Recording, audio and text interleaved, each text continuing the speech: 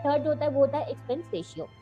ये hidden killer माना जाता है। इसका मतलब क्या होता है कि फंड हाउस हर साल अपने इन्वेस्टमेंट से कितना चार्ज ले रहा है।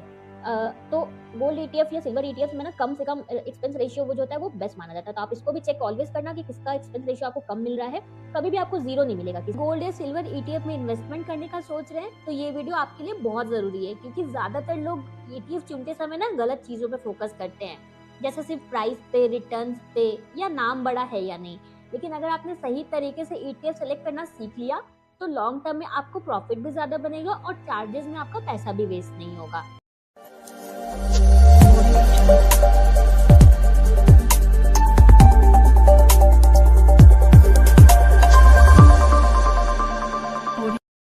Hello, I am Lovely Traders, welcome to our channel trading की ट्रेनिंग। कैसे हो आप लोग? आई होप आप लोग अच्छे से होंगे एंड अपनी ट्रेडिंग जर्नी में आगे बढ़े होंगे। आप लोग के दुआ आशीर्वाद से हम लोग भी काफी अच्छे हैं। तो चलो फटाफट से स्टार्ट करते हैं आज का बहुत इंटरेस्टिंग सा गोल्ड सिल्वर ईटीएफ का लर्निंग वीडियो। तो मार्केट में ना बहुत सारे ईटीएफ आपको अवेलेबल मिल जाएंगे, जैसे एसबीआई गोल्ड ईटीएफ हो गया, निपॉन का हो गया, एचडीएफसी हो गया, बहुत सारे आपको इस तरह से मिल जाएंगे। सबके प्राइस अलग अलग रहते हैं, नाम अलग अलग रहता है, लेकिन एक चीज कॉमन रहता है। लॉन्ग टर्म में ना लगभग सभी गोल्ड ईटीएफ का रिटर्न ऑलमोस्ट सिमिलर होता है, क्योंकि सभी जो है ना वो किसको ट्रैक करते हैं, गोल्ड या सिल्वर के प्राइसेस को ट्रैक करते हैं, राइट। तो मैं आपको, लेकिन सवाल ये आता है ना कि फिर आपको कौन सा वाला ईटीएफ खरीदना चाहिए, इतने ऑप्शंस अवेलेबल हैं। तो मैं आपको स्टेप बाय स्टेप बताऊंगी कि कैसे आपको सेलेक्ट करना है और कौन से मिस्टेक से आपको बचना है। तो सबसे बड़ा मिस्टेक जो हम लोग करते हैं जब भी हम ईटीएफ सेलेक्ट करते हैं, मेरे मुझे भी आपने बहुत बार सुना होगा कि गोल्ड एंड सिल्वर ईटीएफ में बाई करना चाहिए आप लोगों को। तो मिस्टेक करते हैं हम, सिर्फ ना ईटीएफ का प्राइस देखकर बाई कर लेते हैं कि अभी जो करंट प्राइस चल रहा है उसी को देख के बाई कर लेते हैं, या फिर हम देखते हैं पास्ट के रिटर्न्स को देखते हैं और उसको देख के हम इन्वेस्ट कर लेते हैं। तो आपको ऑलवेज याद रखना है, गोल्ड में ना रिटर्न जो होता है वो ऑलवेज सेकेंडरी होता है। गोल्ड या सिल्वर ईटीएफ में सबसे प्राइमरी जो होता है वो होता है कॉस्ट, क्योंकि बहुत से ईटीएफ ऐसे होते हैं जिसमें आपका कॉस्ट इतना लग जाता है ना कि आपके बिना मतलब के आपके पैसे वेस्ट होते हैं। तो चलो कुछ इंपॉर्टेंट फैक्टर्स हैं, वन बाय वन मैं आपको बताती हूँ जो आपको देखने हैं जब आप सेलेक्ट करो गोल्ड या सिल्वर ईटीएफ अपने लिए। तो सबसे पहला जो फैक्टर होता है वो होता है हाई वॉल्यूम। किसी भी ईटीएफ का ट्रेडिंग वॉल्यूम कितना है, डेली ट्रेडिंग वॉल्यूम कितना है। इसका मतलब इजीली जो है वो आपका सेल हो जाता है कि नहीं, बाई हो जाता है कि नहीं, राइट। बिड आस्क स्प्रेड कम रहेगा तो ये इजीली हो जाता है। एग्जिट करने समय ना आपको लॉस नहीं होगा, आप आराम से निकल सकते हो। लेकिन लो वॉल्यूम का मतलब होता है कि ये सेल करते समय ना आपका प्राइस पे इम्पैक्ट हो सकता है, राइट। तो इसीलिए वॉल्यूम रिटर्न को फास्ट या स्लो नहीं बनाता है, लेकिन जब भी आप इसको एग्जिट करते हो, हाई वॉल्यूम जो है उससे आपका रिटर्न पे फर्क नहीं पड़ता है, लेकिन जब आप एग्जिट करते हो ना तो ये आपको ईज देता है कि आप कितने आराम से इसको इसमें से रिटर्न कर सकते हो, मतलब एग्जिट कर सकते हो, नॉट रिटर्न, कितने आराम से आप इसमें एग्जिट कर सकते हो। ये आपको हाई वॉल्यूम वाले जो ईटीएफ्स होंगे वो आपको ये फैसिलिटी देते हैं। तो फर्स्ट फैक्टर हो गया आपका वही वॉल्यूम, हाई वॉल्यूम होना चाहिए। सेकंड होता है एयूएम, यानी एसेट अंडर मैनेजमेंट। तो इस पॉइंट्स को ना मोस्टली लोग इग्नोर कर देते हैं। अगर ये एयूएम जो होता है वो हाई होता है, मान लो किसी ईटीएफ का हाई है, इसका मतलब ना फंड ज्यादा स्टेबल है, ओके। इसका क्लोजर का रिस्क बहुत कम है। अब हाई का मतलब बहुत ज्यादा हाई भी नहीं और बहुत ज्यादा लो भी नहीं।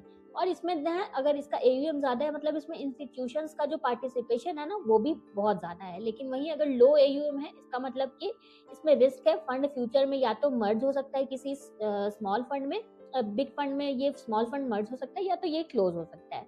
तो सेफर चॉइस है कि उन आप ईटीएफ में जाओ जिनका एयूएम ना थोड़ा सा सही हो, एकदम से भी बहुत लो नहीं हो, एकदम से बहुत ज्यादा हाई भी नहीं हो, ऐसे में भी नहीं जाना है। देन होता है थर्ड जो होता है वो होता है एक्सपेंस रेशियो। ये हिडन किलर माना जाता है। इसका मतलब क्या होता है कि फंड हाउस हर साल अपने इन्वेस्टमेंट से कितना चार्ज ले रहा है। तो गोल्ड ईटीएफ या सिल्वर ईटीएफ में ना कम से कम एक्सपेंस रेशियो वो जो होता है वो बेस्ट माना जाता है। तो आप इसको भी चेक ऑलवेज करना कि किसका एक्सपेंस रेशियो आपको कम मिल रहा है। कभी भी आपको जीरो नहीं मिलेगा किसी में भी एक्सपेंस रेशियो। तो आपको ये देखिए, आप उसके वेबसाइट पे जाके आप एएमसी की चेक कर सकते हो इसका एक्सपेंस रेशियो आपको कितना पड़ेगा। देन एक होता है वो होता है ट्रैकिंग एरर, जो मोस्टली लोग भूल जाते हैं। तो ईटीएफ जो होते हैं ना वो गोल्ड या सिल्वर के प्राइस को कितना एक्यूरेटली ये फॉलो कर रहा है, मतलब कि अभी जो गोल्ड का प्राइस मान लो जो भी वॉटेवर चल रहा है उसके अकॉर्डिंग ये कितना इसको क्लोजली ट्रैक कर रहा है। जितना ज्यादा इसका लो ट्रैकिंग एरर होगा उतना बेटर ETF है, और जितना हाई ट्रैकिंग एरर होगा उतना ये हिडन इसमें आपको लॉस हो सकता है, राइट। तो ये भी आपको देखना है। एक्सपेंस रेशियो कम है लेकिन ट्रैकिंग एरर बहुत ज्यादा है। मान लो एग्जांपल, एक्सपेंस रेशियो इसका बहुत कम है लेकिन ट्रैकिंग एरर जो बहुत ज्यादा है, तो आपको इसको इग्नोर करना है, ये आपका नेट रिटर्न खराब कर सकता है। देन होता है प्राइस ऑफ ETF। अब इस भ्रम में आपको कभी भी नहीं पड़ना है।